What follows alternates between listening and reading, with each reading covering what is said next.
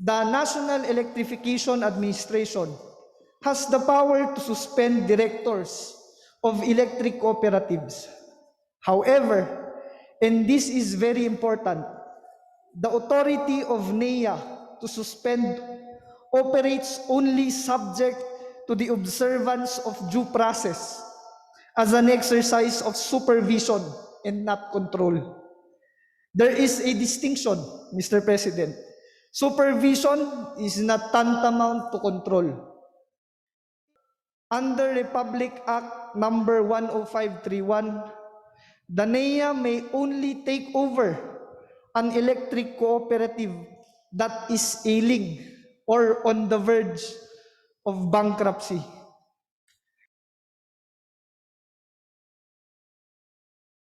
To give the floor to the President of the Board, Attorney Esteben Somngi.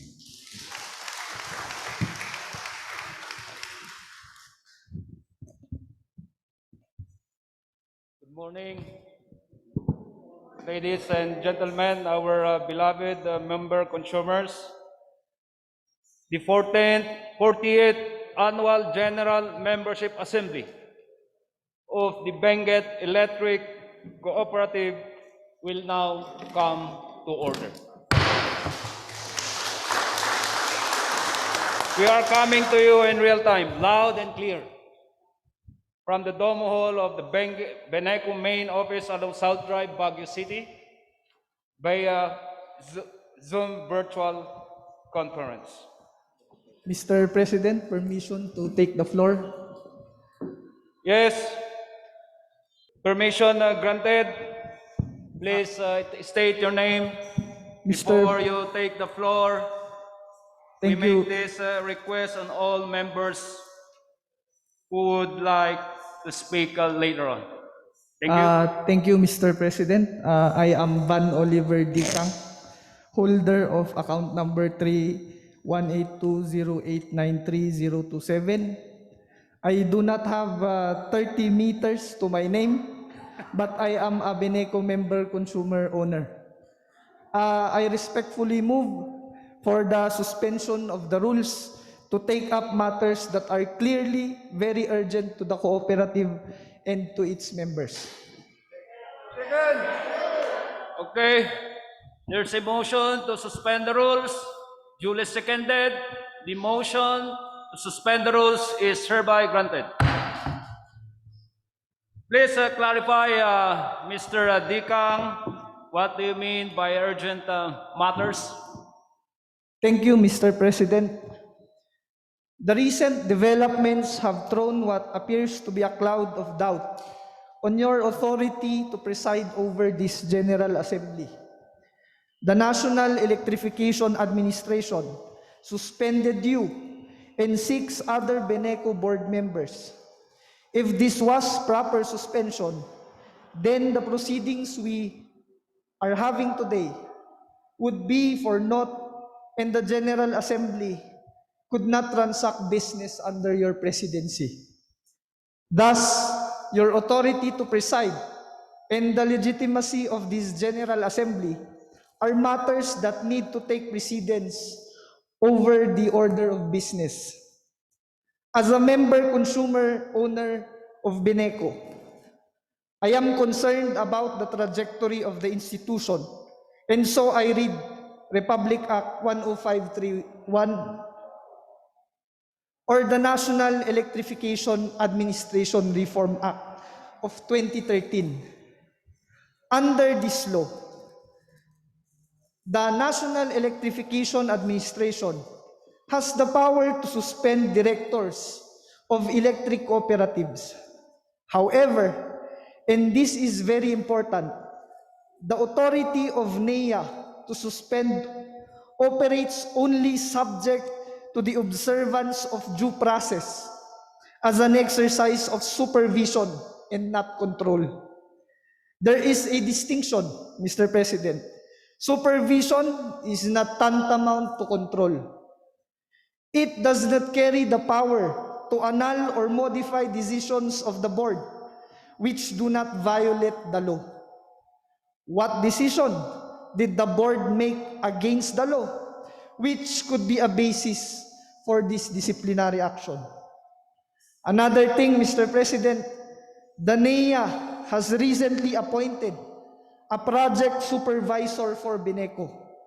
This displaces Engineer Melchor Licoben, who was appointed by the BENECO board. This also seems to supersede the appointment of another personality as a general manager appointed by the NEA. The issues are now convolute.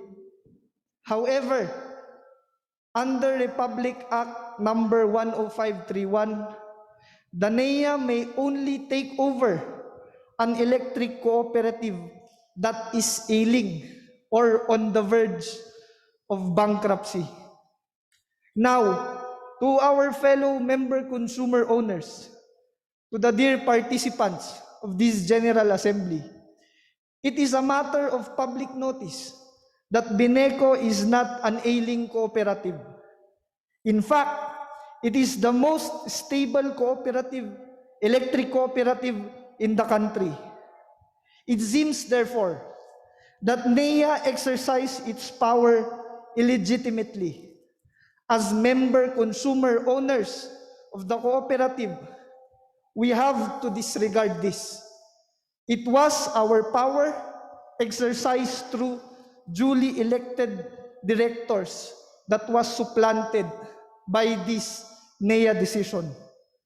To eliminate the cloud of doubt that NEA's action have created, disturbing our cooperative's operations, inspiring violence and public disorder, and polarizing the people of Baguio and Benguet, I respectfully make an omnibus motion for this General Assembly. Please proceed.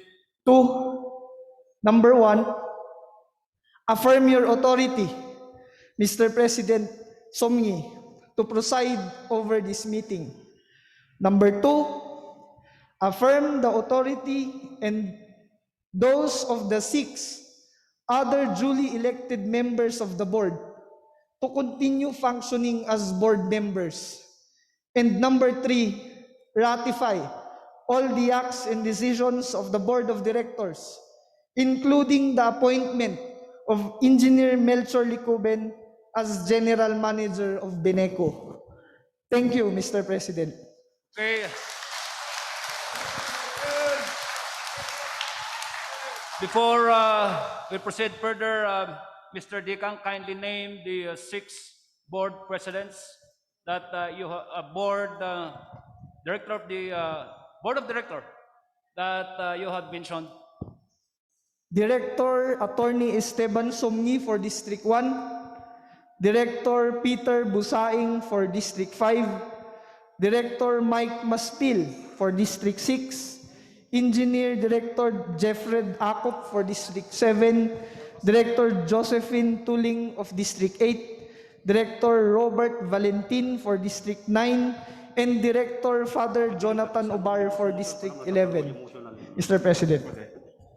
Thank you, Mr. Dicang. That is an omnibus motion. It has been moved by way of omnibus motion that this General Assembly affirm my authority to preside over this meeting. Also, to affirm the authority of the six Board of Directors that was mentioned a while ago that was irregularly suspended by the NEA BOA to continue discharging their function as members of the board and ratify all the acts of the BENECO Board of Directors, including the appointment of Engineer Melchor Licoben as the General Manager of Benguet Electric Cooperative.